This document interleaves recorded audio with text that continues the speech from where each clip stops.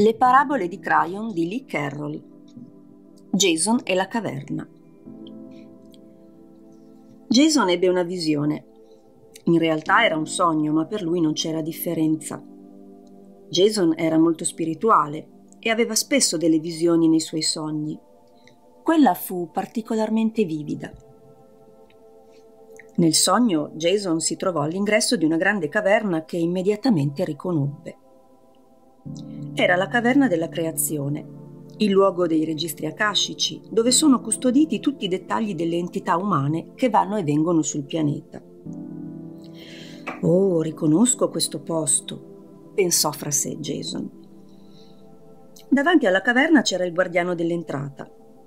Non sembrò turbato dalla sua improvvisa comparsa, infatti lo stava aspettando. Il guardiano disse: «Jason, che piacere vederti qui. Abbiamo un puzzle per te, un test, un gioco per la tua anima». Il guardiano sorrise e Jason capì che poteva divertirsi un po'. «Splendido», replicò Jason, «adoro i giochi». «Guarda il sentiero», disse il guardiano mentre spalancava senza sforzo la grande porta della caverna. Jason vide che c'era un sentiero dritto e stretto che attraversava la caverna e all'estremo opposto la luce dell'uscita. La caverna era facile da attraversare. «Qual è il gioco?» chiese al guardiano. «Vorremmo che tu attraversassi la caverna fino all'uscita. Ti diamo un'ora terrestre per farlo», rispose il guardiano. «Nessun problema», disse Jason. «Che cosa ottengo se ci riesco?» «Non c'è un premio, si tratta semplicemente di un gioco.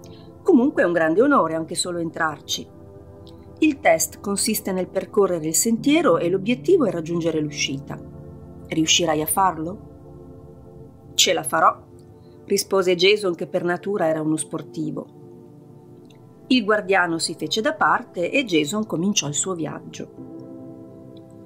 Entrò nella caverna, guardò nuovamente davanti a sé e vide che l'uscita era non più di mezzo chilometro. Realizzando di avere tempo in abbondanza, si fermò un momento per abituare gli occhi alla fioca luce della caverna. Poi si incamminò e si mise ad osservare con interesse i molti colori. Non passò molto tempo che cominciò a sentire dei suoni.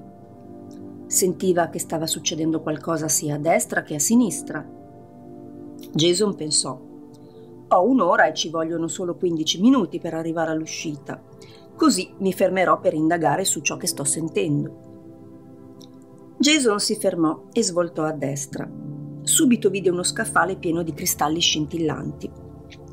Con molta attenzione lasciò il sentiero e si avvicinò a quegli oggetti interessanti. Su ognuno di quei cristalli a forma di bacchetta c'era una scritta particolare. Jason ne strinse delicatamente uno senza staccarlo e fu immediatamente catturato dall'avvenimento rappresentato da quella criptica scritta. Vide cose stupefacenti di cui non conosceva l'esistenza, vide guerre, vide enormi deflagrazioni, vide la luce contro le tenebre, vide i nomi di moltissime entità. Che esperienza! E lui stava davvero là, in mezzo. Jason non capiva quello che vedeva, era pieno di meraviglia per tutte quelle informazioni e scoprì come fosse difficile lasciare la presa dal cristallo. Era così avvincente. Ricordandosi del gioco e del tempo limitato a disposizione, lasciò il cristallo, ancora stordito dall'emozione di ciò che aveva appena visto. Tornato sul sentiero, si accorse che l'esperienza vissuta toccando il cristallo gli aveva preso solo pochi istanti. Gli era sembrata molto più lunga. Era ancora dentro il tempo previsto. Riprese la sua strada e non molto dopo, udendo alcune voci, si fermò. «Che voce è questa?» si chiese. «La conosco». Jason capì che era la voce di sua madre. Svoltò a destra e vide un altro gruppo di cristalli non troppo lontano da lui. Si avvicinò e riuscì a riconoscere il cristallo di sua madre, ma su di esso era inciso un nome che non gli era familiare. Rimase immobile qualche istante cercando di capire che cosa stesse dicendo, ma non lo capì. Erano passati anni dal suo trapasso ed eccola lì. O era solo un cristallo? Jason doveva scegliere. Sapeva di voler toccare il cristallo di sua madre e qualcos'altro gli diceva che farlo era una cosa troppo intima. Jason ragionò. Si tratta di cose di famiglia e lei vorrebbe che io conoscessi i suoi ricordi, perciò lo toccherò. Così fece. Immediatamente si trovò nella realtà di molte vite di sua madre e i registri akashici delle sue esperienze sulla Terra si dispiegarono davanti a lui. Vide le molte vite che la madre aveva vissuto, tutti gli anni trascorsi sulla Terra e quelli trascorsi altrove, e anche quelli che aveva vissuto con lui. Poi vide la vita di quando era una bambina e in quella lui non c'era. Era affascinante e Jason pianse per i ricordi e la gioia del lavoro che lei aveva fatto. Oh, è meraviglioso. Che gioco è mai questo? Disse a voce alta nella caverna. A fatica staccò la mano, ma solo per accorgersi che il cristallo accanto era quello di suo padre. E così toccò anche quello, ed ebbe un'esperienza simile e ripeté: «È meraviglioso. Che esperienza è mai questa? Sono così onorato, così onorato». Il tempo si stava esaurendo. Jason sapeva che doveva sbrigarsi, altrimenti non ce l'avrebbe fatta a uscire in tempo. Allora si affrettò lungo il sentiero, ma a pochi passi dall'uscita udì un'altra voce. Questa volta era la sua. Jason svoltò a destra e vide un altro cristallo scintillante. Riconobbe il suo nome. Infatti sul cristallo era inciso un nome spirituale personale, con quelle che a Jason sembravano lettere arabe, il suo nome astrale.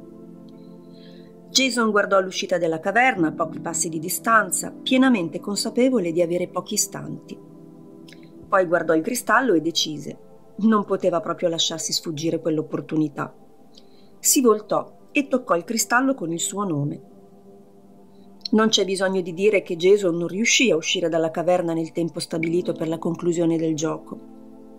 Rimase là, beandosi delle sue vite passate e avendo profonde comprensioni su chi egli era e chi sarebbe dovuto essere, su chi erano stati suo padre e sua madre nelle sue vite passate e anche su chi era stato lui nelle loro. Poi si svegliò. Jason pensò: che sogno meraviglioso, ricordava tutto. Però mi spiace di non aver superato il gioco, si rammaricò. Jason continuò la sua vita, senza capire il vero significato del sogno, ma senza sentire alcun giudizio da parte del guardiano. Ogni tanto pensava: se potessi giocare ancora andrebbe diversamente, conosco i tranelli adesso. Jason non capì di essere ancora dentro al gioco. Molti che leggono questa storia pensano che il sentiero che attraversa la caverna sia la vita di una persona e l'uscita la sua fine. In realtà Cryon spiega che il sentiero è effettivamente la vita, ma l'uscita rappresenta l'illuminazione, l'autorealizzazione e un cambiamento del futuro. La parabola, quindi, parla di un essere umano che ha un compito apparentemente lineare: percorrere il sentiero dall'inizio alla fine senza perdere troppo tempo guardandosi in giro, cioè una cosa fattibile. In realtà qui c'è molto di più. Cryon ci dice che noi siamo celebrati perché camminiamo sul pianeta e mentre siamo qui tendiamo a sentirci nel modo opposto, perdendo un bel po' di tempo ad analizzare il passato. Dobbiamo raccogliere informazioni solo per usarle come strumenti per le nostre azioni. Non dobbiamo soffermarci mai troppo sulla storia del nostro gruppo familiare di sostegno al punto da fermare il nostro sviluppo. Le regressioni alle vite passate sono una gran cosa, purché non tendiate a vivere tutto il tempo nel passato. La storia metafisica dell'universo è illuminante, purché non sia l'unica cosa su cui vi concentrate. Cryon riconosce che su questi argomenti ci sono molte più informazioni ora rispetto a qualsiasi epoca storica, e sono informazioni affascinanti per via dei nostri nuovi poteri del discernimento e dell'intuizione. Tuttavia, se lo scopo della vita è scoprire il perché siamo qui, elevare la vibrazione del pianeta e avanzare nell'autorealizzazione, allora non possiamo passare tutto il nostro tempo osservando ciò che fu. Che cosa avreste fatto voi al posto di Jason? Se aveste trovato il vostro cristallo, vi sareste fermati? Io so che l'avreste fatto. A volte non si può quasi resistere alle distrazioni.